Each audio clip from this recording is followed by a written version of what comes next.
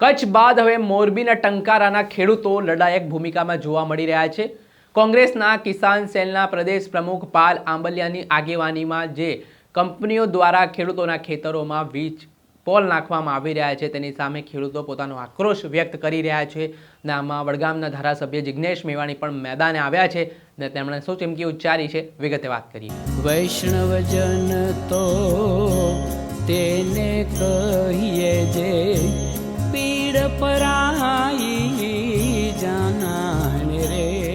આપનું સ્વાગત છે, હું છું ફૈઝાન। આજથી થોડાક સમય પહેલા કચ્છમાં ખેડૂતો સાથે જે દમનગીરી કરવામાં આવી ત્યાંની અદાણી જે કંપની છે તેના દ્વારા એવા આક્ષેપો સામે આવ્યા કે ગેરકાયદેસર રીતે ખેડૂતોના ખેતરમાં વીજ પોલ નાખવામાં આવ્યા। તેના કારણે ખેડૂતો રીતસર ધરણા પર ઉતર્યા। 100 દિવસ સુધી આંદોલનો પણ ચાલ્યા હતા અને જે ઘર્ષણની સ્થિતિ પણ જોવા મળતી હતી અવારનવાર। તેના કારણે અનેક પ્રકારના સવાલો પણ સત્તા પક્ષ અને જે કંપનીઓની દાદાગીરી છે તેમની સામે જોવા મળ્યા હતા। જો કે આ ઘટનાની સાહી હજી સુકાઈ નથી ત્યારે મોરબીમાં ટંકારામાં આ જ સ્થિતિનું નિર્માણ થયું છે, જેમાં ખાનગી કંપનીઓ દ્વારા ખેડૂતોના ખેતરમાં જે બળજબરીપૂર્વક દાદાગીરી કરીને વીજ પોલ નાખવાનો પ્રયાસ કરવામાં આવતા હોય તેવા આક્ષેપો સામે આવ્યા છે અને આના જ કારણે હવે કિસાન સેલના કોંગ્રેસના પ્રદેશ પ્રમુખ પાલ આંબલિયા મેદાને આવ્યા છે અને સાથે જ વડગામના ધારાસભ્ય જિગ્નેશ મેવાણી પણ ખેડૂતોની લડાઈમાં હવે આક્રમક ભૂમિકામાં જોવા મળી રહ્યા છે। ત્યારે ગઈકાલે મોરબી જિલ્લાના ટંકારા ખાતે એક સભાનું આયોજન થયું। ત્યારબાદ જિગ્નેશ મેવાણીએ સરકાર પર આકરા પ્રહાર કરવાની શરૂઆત કરી છે અને કહ્યું છે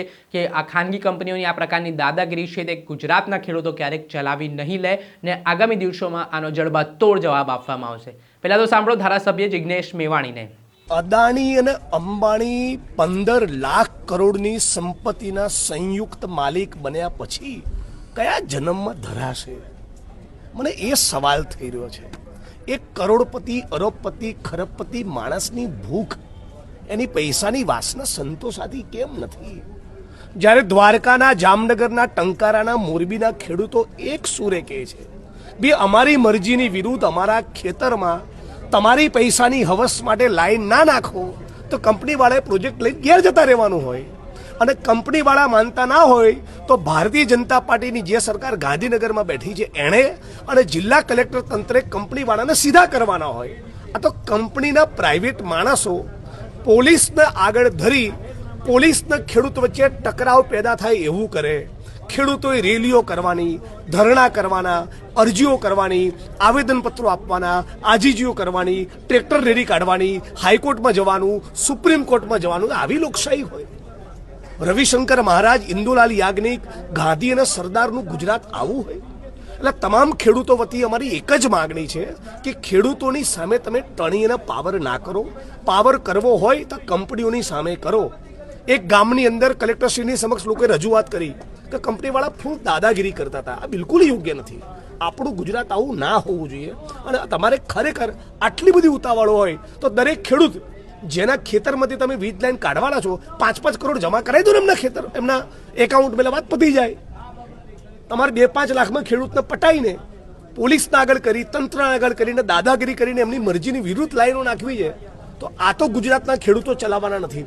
અને શક્ય મળે, શક્યતા હશે તો વિધાનસભાના મંચ ઉપર પણ બોલીશું, રોડ ઉપર આંદોલનને વધુ તેજ કરીશું અને ગુજરાતના ખેડૂતોને અમે જગાડીશું કે ભાઈ આવી દાદાગીરી આપણે ચલાવવાની થતી નથી।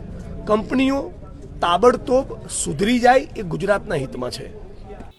આપણે સાંભળ્યા વડગામના કોંગ્રેસના ધારાસભ્ય જિગ્નેશ મેવાણી જેઓ આકરા પાણીએ જોવા મળ્યા તેના જે સમગ્ર ઘટનાક્રમ બન્યો છે તેના કારણે તેઓ લડી લેવાના મૂડમાં પણ દેખાઈ રહ્યા છે। ત્યારે આગામી સમયમાં જોવાનું રહ્યું કે આ જે કંપનીઓની દાદાગીરી જે રીતે સામે આવી રહી છે તે મામલે સરકાર શું પગલાં ભરે છે। દર્શક મિત્રો, આવા જ નવા વિડીયો સાથે આપને માહિતગાર કરતા રહીશું, એટલે નવજીવન ન્યૂઝ જોતા રહો।